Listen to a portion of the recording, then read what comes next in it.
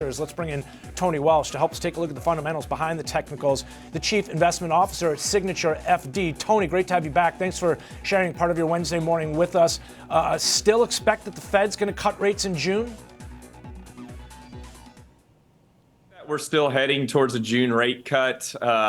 It's going to be called into question a little bit today. I think it's not going to take a lot to get those median dots down from 3 cuts to 2 cuts this year. But I think you'll have a PCE inflation number and a job market that lines up with a June cut still.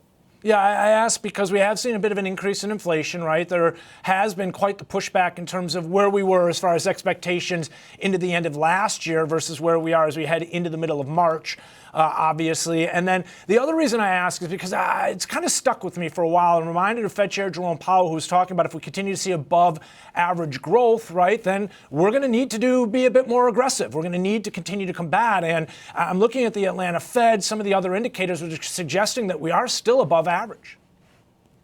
Absolutely. I mean, and then this week has just corroborated it, right? I mean, we've gotten pretty positive housing data to start the week that has beaten expectations. You look at the manufacturing, some of these areas that are cyclical in nature in the economy look like they kind of had a bit of a rolling recession, and now they're starting to come back out of that and provide a positive kind of growth impulse.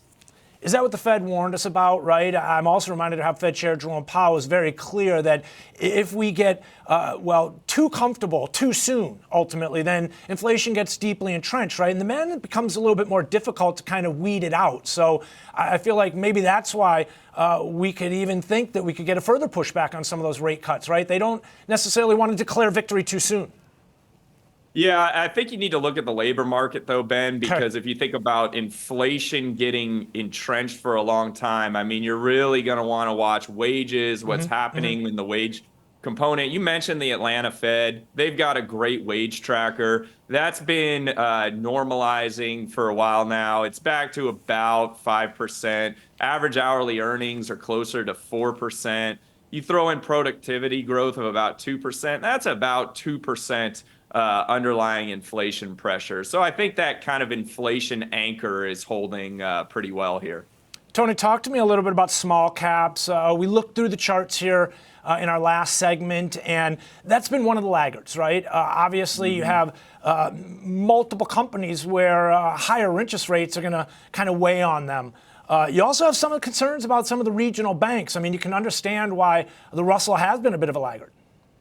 Yeah, I think the charts that you were showing on the 10-year prior to me coming on, we're telling the story, right? I mean, if you just simply take a look at interest rates relative to the average stock in the United States, so that's going to include your small caps, they like lower interest rates. So the large caps can go ahead and work through these higher interest rates, but the fact that rates have been more sticky, that's been a bit of a drag. So then we have to kind of ask ourselves, where do rates go? And I know that there's been a bit of an uptrend forming. I think the prospects of the Fed hiking more from here are still very, very remote. So I think you could get upside on the 10-year up to 4.755 level before starting to ease again. And obviously, a lower interest rate environment would be a catalyst potentially for those smaller companies.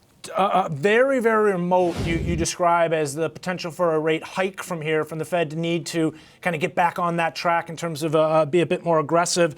Are you at all concerned when you see crude oil inching its way up to the extent that we have, right? Still with this ongoing geopolitical tension in the Middle East, which, keep in mind, for the most part, it's largely discounted. I mean, this seems to be more tied to demand and some of the supply expectations coming off a little bit. I think that's right, Ben, it is a more just reflationary move from the commodities right now, which historically has been a healthier condition for the markets. It's not, of course, there's the supply component, and quite frankly, I think OPEC's been more disciplined than I think anybody expected them to be. But we all still know that supply is sitting there on the market. It's definitely not a supply story, to your point. I think it's that reflationary story. And then we think about where crude could go from here, and we are starting to see sentiment on crude start to bubble up into that highly optimistic area. We're starting to see more long positions being built in the managed money space. So I do suspect that you will start to see crude run into some resistance here in the future anyhow. Tony, when you talk about that reflationary reemergence of those pressures here, I'm oftentimes reminded of how we look to the pace of it, right? Because to your point earlier, we do want to see strong economic conditions here to support yields at these upper levels, right? Strong labor conditions. But if the pace of the acceleration is too fast, that's what investors, traders, the market has a tough time stomaching. Absolutely. And you still look at like annual trends in the price of oil, for instance, are very palpable here. And you got to go back to, one of the main things we've been talking to folks about is why is the market powering through with interest rates at a stickier level, with inflation at a stickier level?